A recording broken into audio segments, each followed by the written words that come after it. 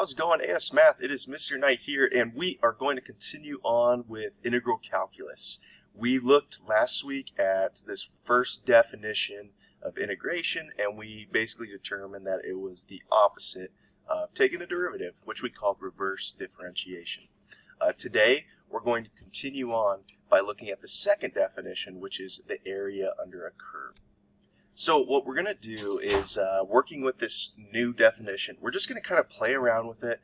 I'm going to apologize ahead of time. This is going to be notes intensive. It's going to be lecture intensive. It's just a lot of me talking and showing you stuff, okay? And then I'll show you kind of how we can use it to solve some problems and kind of delve a little bit deeper into it. But let's just kind of play around with this idea that it's the area under a curve. So what we're going to do is we're going to take some function, just some function y equals f of x, and we have some curve, and I'm going to mark two boundaries, a and b, and so those are going to be referred to as my limits. So limit a and limit b are going to close off from the top of the curve to the bottom of the x-axis, this area that's kind of enclosed right here, and I have some x coordinate that corresponds to a point, x comma y, on my curve right here. And what we're going to do is we're going to let A denote the area of M and PQ. This M and PQ. Alright, so we're going to let A denote this area right here, and let's just kind of look at it and make some observations. So as P moves, as this point P is going to move, you can notice that the area and x right here are going to change. So the area A is going to change with respect to a change in x. As this guy goes left and right, this point P is going to change, which means this area is going to get either smaller or bigger as a result. What I want to do next is I kind of want to take this piece right here, and I want to enlarge it and try to find the area, or at least like approximate the area. So looking at the right side of x, let's examine this area. I'm going to call this inside part, I'm going to call it the change in area. So we're going to call it delta A. And now with x, I'm going to move a slight little bit past x, called this plus change in x. So this is really enlarged. Really, you could imagine these guys being like really, really close next to each other like this, okay? This is probably more accurate to where x plus delta x would be. And as a result, if we have a x, we have a y. And if we have a delta x, we have a delta y, right? So this side length we're going to call y. This bigger side length we're going to call y plus delta y.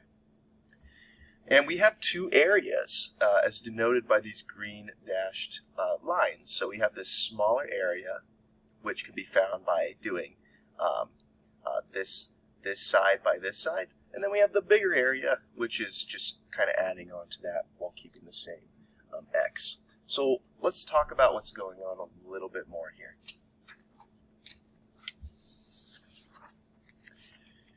So the area of that rectangle, it lies between the areas of rectangles PQRS and UQRT. So the true area is somewhere between here and here, right? Because we have this like little dip right here. So this smaller rectangle is kind of like a smaller approximation. This bigger one is a larger approximation. So the area is sandwiched in between that.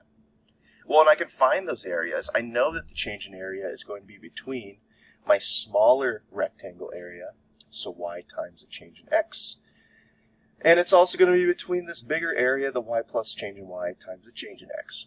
Now, if I go ahead and do something a little weird and divide everything by delta x, then I end up getting this result right here. The change in area with respect to x is between the areas of, well, y and y plus delta y. Well, if the change delta is infinitely small, and we saw this when looking at derivatives, we said, well, what if we couldn't do it at one point, but what if we pretended we had 2 points super close together? So close, in fact, that that change is barely noticeable. It's almost negligible. If it's infinitely small, the change in area will be sandwiched between y and something that y tends to. Hence, we get something like this. We could say, because it's infinitely small, that change, well, now I can just call that the derivative, the instantaneous change. So the derivative of a with respect to x is actually going to be equal to y, or it's going to be equal to f of x. It's just equal to the rate of change in my area. So the rate of change in my area is under a curve is equal to the length of the moving boundary, which we saw with y equals f of x, the length of the moving boundary. Okay, and what we end up getting is we get this differential equation to integrate. This is also known as the first fundamental theorem of calculus. I wanted you to get exposure to it. You guys are going to delve more into it when you guys get into college. Okay, so I just want to kind of show you it, where it's coming from, and it's going to help us kind of figure out this definition of an integral. Okay, so this is actually an important result for this class. It's somewhat important. Okay, now let's actually standardize this a little bit. So let's say we want to find area A between y equals f of x, the x-axis, and our limits a and b. Okay, let's say we wanted to find this area right here, kind of knowing what we know now. Well, we know this because of the first fundamental theorem of calculus. And if we go ahead and we integrate, because now we have a differential equation, right? We have dA over dx equals f of x. If we integrate our function f of x, well, if we're going to integrate both sides, that means we're not going to have a derivative anymore. We're going to have our original curve. So actually, we're going to get area is equal to, well, the original function that's now integrated. This guy is an integrated function. Integrated f of x. And then, of course, we have our plus c. We need our constant when we integrate. Okay. Now, a is going to equal 0 when x is equal to a. So I end up getting. So yeah, when x equals a, we get a equals 0, right? So I can substitute 0 in for a and make this instead of x, it's now a, right? Now, I can solve for c doing this, which is kind of nice. So I can find that c is equal to negative f of a. So let me plug that in. So I know that the area is equal to f of x minus f of a. And if I went ahead and I looked at the area of, or the value of a when x is equal to b, I know that I can plug in now b for x, and I get this interesting result. So I can say now that the area is equal to the integrated function when you plug in b minus the integrated function when you plug in a, and you can write it like this. Okay, these are just this function that's, or this function I guess too, that's integrated. Okay, so area is equal to this stuff right here, and we're going to see why it's useful later on. Okay, I know there's a lot of like trust me right now or trust me bros going on, but trust me bro. Okay, we got to go with it. So finally putting all this together, what I want you guys to do is right now pause this video, and I want you to watch the other video that I posted in Schoology. It's called What is Integration? Watch that. They're going to get an interesting result, and then we're going to come back here and finish up this video, okay? So pause this video now. So after watching Professor Dave explain in his video, he ended up getting this result right here, that the area is equal to the limit as n approaches infinity, and then we have this summation from 1 to whatever. It could be infinite. Some function taking in x values times delta x. It's a weird result, okay? Here's what we're going to do, okay? Because this is no longer an approximation, because what he found in the video is if we took as many small slices of rectangles, we would get eventually our area, right? So replace delta x with dx, replace f of xi with just f of x, and replace this limit part with this guy right here, this funky looking s from our limits b to a. And what we end up getting is the definition of a definite integral, okay? And finally, You know we have d over dx. That's how we know something is a derivative. Well, here is how we can see that we're taking the integral. The area is equal to integral from b to a over some function, and it's equal to what we just got in our last result, capital F of b minus capital F of a, where a and b are the limits of the curve.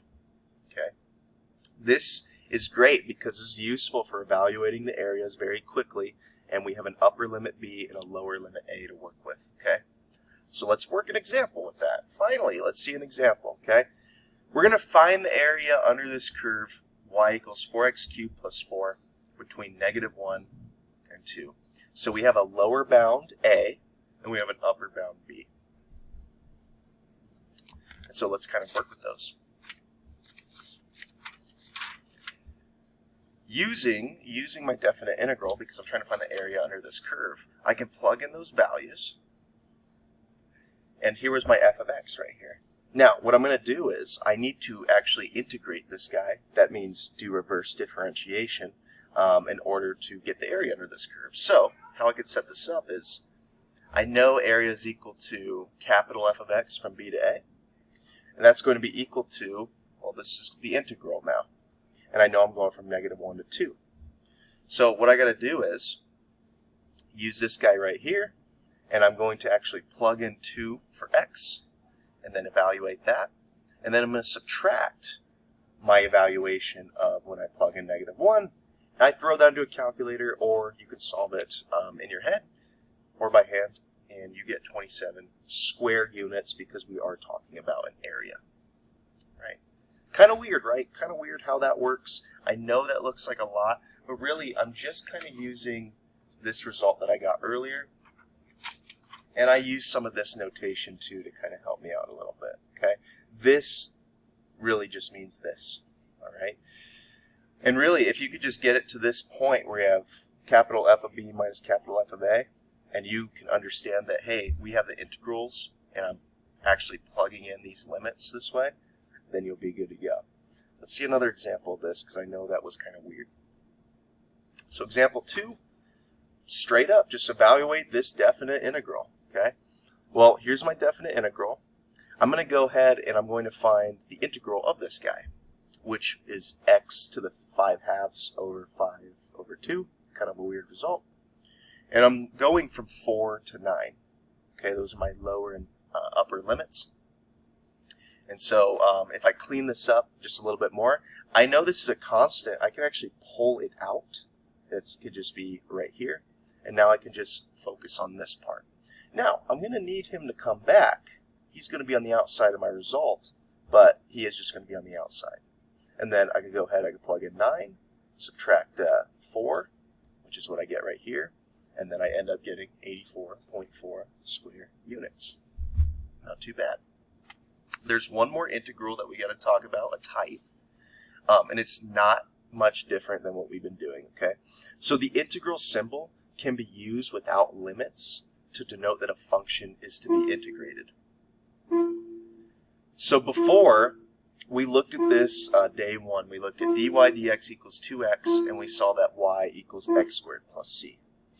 Afterwards, now that we know that what an integral is and kind of the notation with it, I can take the integral of 2x dx, and that's still equal to my x squared plus c. This is really what we want to start getting at. And this is an indefinite integral. Indefinite integrals always have plus c, whereas definite integrals do not. So for this last example right here, we're going to find the indefinite integral of this.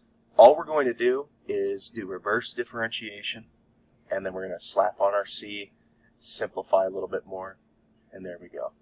Just doing my reverse power rule from the first day. And that's it.